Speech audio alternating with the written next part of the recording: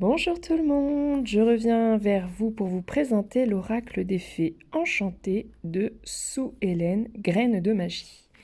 Donc il arrive dans une super pochette en cuir, mais vous avez le choix aussi, je crois, de l'acheter dans un pochon plus classique. Donc moi j'ai pris plutôt cette forme-là parce que j'ai pas de pochette comme ça. Il y a un livret, voilà, qui est très beau, qui est tout en couleur. Donc vous avez le sommaire et ensuite pour chaque carte, voilà, vous avez le message de la carte. Et tout ça tout en couleur. Donc c'est franchement, il est hyper qualitatif cet oracle. Vraiment, et il est made in France. Il faut le souligner, c'est super. Vous avez une carte donc numérotée pour vous montrer l'édition limitée du jeu. Le dos qui est vraiment beau. Alors peut-être avec un truc en moins pour que le dessin soit légèrement plus gros et qu'il prenne plus la place parce que l'image, je la trouve magnifique, moi, avec la petite fée. Donc plutôt taille carte tarot, tranche blanche. Donc au début, je vous avouerai, quand je l'ai pris, en fait, j'ai grandement hésité à le prendre au début. Parce que alors j'aimais tout, sauf je me suis dit, est-ce que ça va me parler le fait que vous voyez que en fait les fées soient plutôt en mode ombre. Et bon, bah, il m'est apparu à de multiples reprises. Je me suis dit, bon, bah, c'est pas possible, il faut que je le prenne. Et bon, finalement, agréablement surprise, hein, vraiment, parce qu'en plus, il tombe parfaitement juste, les messages sont top. Donc non, je regrette pas une seule seconde mon achat, même si j'hésitais au début. Ah, pourquoi il veut plus me faire le focus? Qu'est-ce qui se passe? On va y arriver. Donc voici la présentation des cartes. Voilà. Le présent. Ce qui est sympa, c'est le fait que déjà toute la carte est pleine.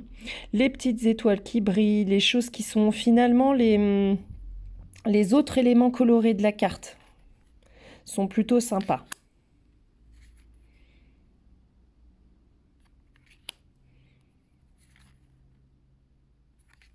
Donc il y a des cartes pour les signes astrologiques, des cartes de temporalité, hein, présent, passé, futur.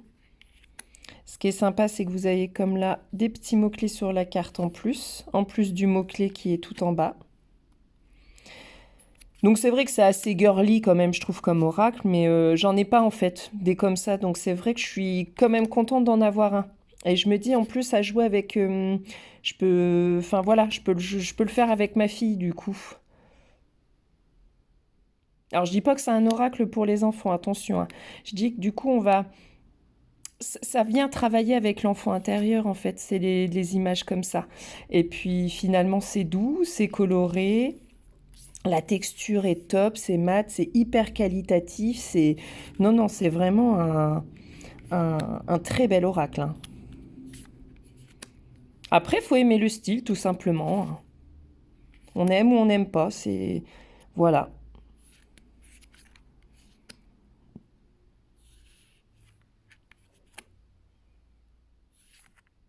Et donc, finalement, je m'y suis fait, en fait, au côté un peu ombre de la fée. Ça passe, parce que c'est les autres éléments colorés qui font que finalement, ça, dans l'ensemble, c'est plutôt sympa. Tout simplement, ça colle bien. Et puis je vous dis, les messages sont assez parlants et pertinents, donc l'ensemble est plutôt intéressant, hein. C'est plutôt intéressant quand même.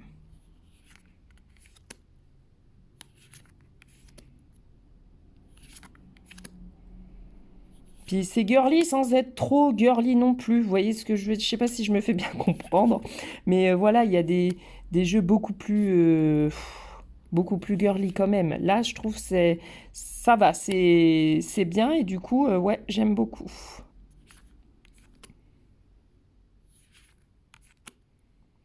Ça fait un peu de joie, de gaieté, de couleur, de douceur. Enfin, voilà, c'est doux comme oracle. Vous voyez? Hop, petit mot-clé en plus.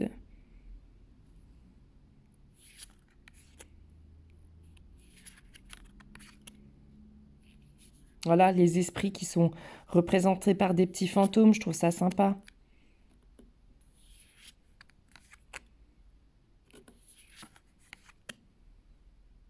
Et c'est bien d'avoir dans son tarothèque ou oraclothèque, je sais pas comment on dit, des jeux qui sont un peu plus doux, qui vont travailler sur votre enfant intérieur, qui prennent un peu de distance avec le côté, le côté que certains donnent à la spiritualité, là, très cadrante, très organisée, très... Voilà, là, on prend ça avec détachement, avec magie, en fait, tout simplement. Donc, moi, c'est ce que j'ai aimé. Et du coup, pas du tout déçue, pas du tout déçue de mon achat. Super contente. Donc, bah voilà, j'espère que ça vous aura plu. Et puis, bah, on n'a pas tiré de carte, tiens. Et pep, quand même. Allez, hop. La leçon. On va lire du coup ce qu'elle nous met en message. On a la leçon. Après avoir vécu dans le déni, tu as rencontré l'éveil. Cela annonce une phase de transition qui apporte beaucoup de sagesse. La fée de la leçon t'invite à mettre une pierre de plus sur les obstacles que tu as rencontrés dans ta vie. Elle te demande de l'ajouter à ton chemin de vie pour grandir et t'élever. La fée de la leçon n'apparaît pas pour te punir, bien au contraire, elle t'invite à l'accueillir avec bienveillance et amour. Elle vient vers toi pour te dire que chaque étape est nécessaire et que tout a une bonne raison d'être, même si elle est difficile. Tout comme à l'image d'un enfant qui apprend à marcher, tu vas tomber plusieurs fois jusqu'à ce que tu trouves le bon équilibre et la bonne façon de faire. Il se peut aussi que la fée de la leçon t'apporte un message pour te dire que ce que tu recherches n'est pas fait pour toi et qu'il faut tout simplement lâcher prise et passer à autre chose en apprenant de tes échecs. C'est ici qu'interviennent les esprits. Ils sont cachés ici et là, ils surveillent tes moindres gestes, ils apparaissent quand tu es dans le doute pour t'apporter du courage. Ces petites âmes de la forêt aident les fées à te guider. Ce sont des alliés de taille car ils sont presque invisibles et comptent au fait tes chagrins et tes pleurs.